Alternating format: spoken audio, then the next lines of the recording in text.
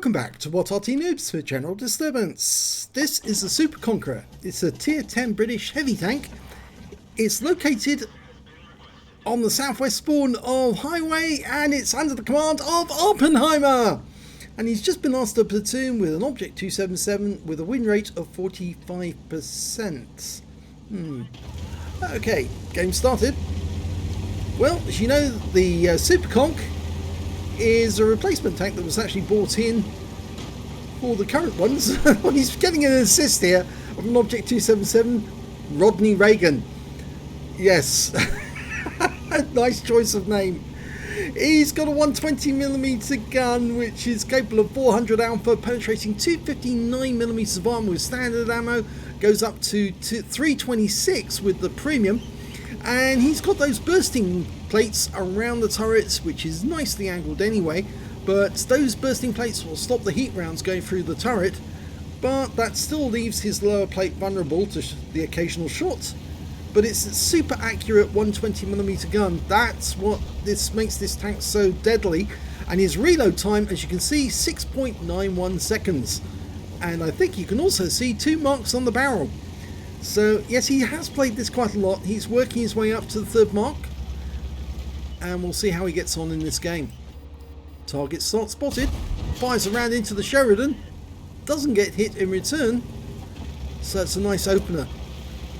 Now he's facing a 277, just hiding behind that wall, fires an opener into him for 409. Remember, this is 400 alpha, so that's a high roll.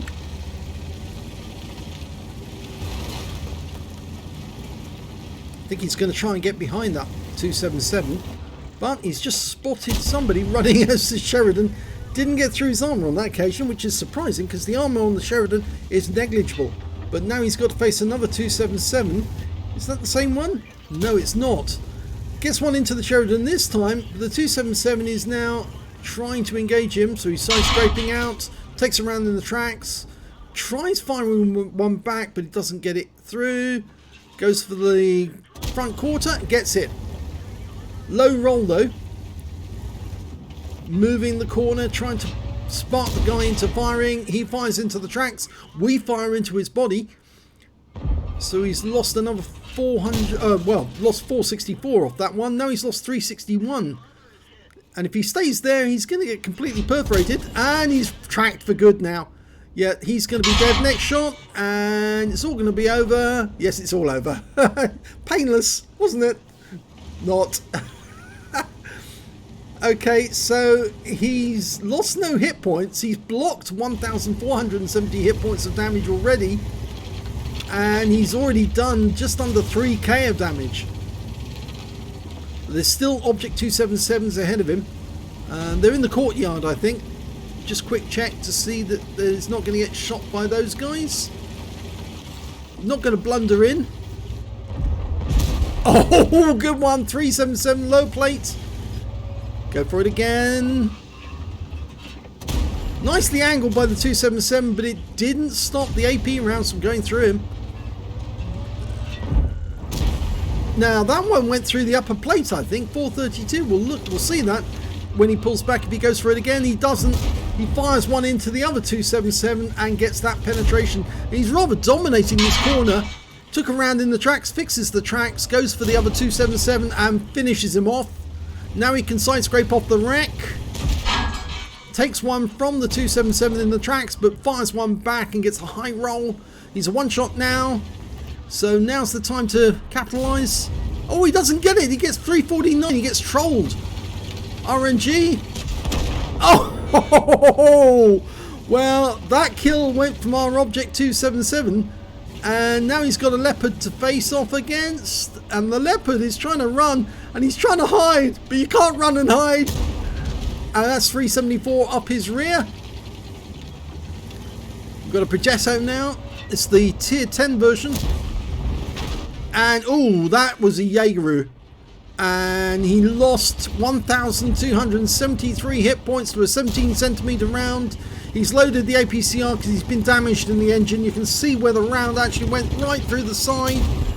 He fires one into the Progetto. High roll this occasion. Can still get him through that vehicle. Yep.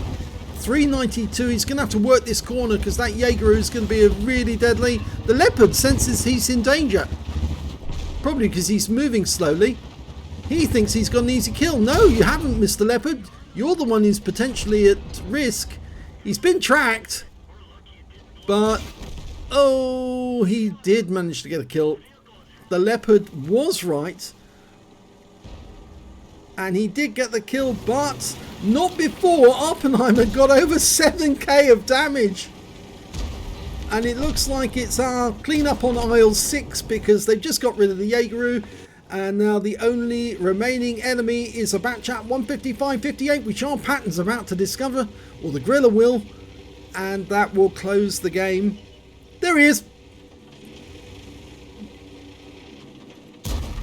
Oh, the pattern fluffs his shot, but the Gorilla won't. And the Gorilla takes the end shot of the game.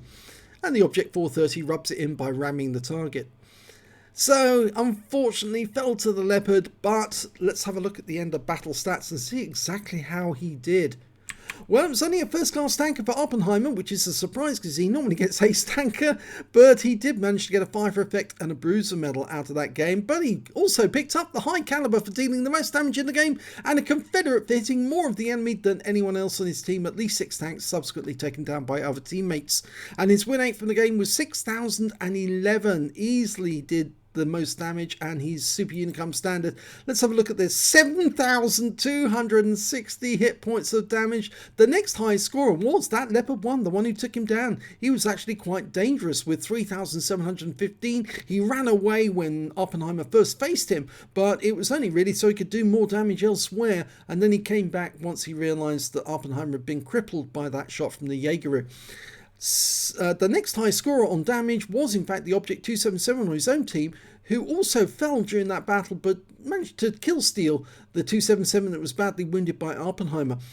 When it came to kills, it was actually shared between the Object 261 and the Gorilla 15, 3 kills apiece, and there was 3 members on Awppenheimer's team who managed 2 kills, the Object 277, the 430U and the Leopard. Awppenheimer only got the 1 kill in that game, but he did the most damage. And when it came to base XP, he's got the highest with 1,185, the only player to get over 1,000 base, and the next high scorer was the Object 430U with 899 and the Object 277 with 845. He fired 22 rounds, got 21 direct hits and 19 penetrations, 7,260 hit points of damage, all of it at close range, 11 hits received from the enemy, only 4 of which were penetrations, but one of those penetrations accounted for most of his health, and that was from the Jaeger, I'm afraid, and it was a heat round that went right through his side. 7 non-penetrations and 2,450 hit points of damage blocked by armour. He spotted 2 enemy vehicles, damaged 7 of the enemy, killed 1 and did 980 hit points of damage resistance.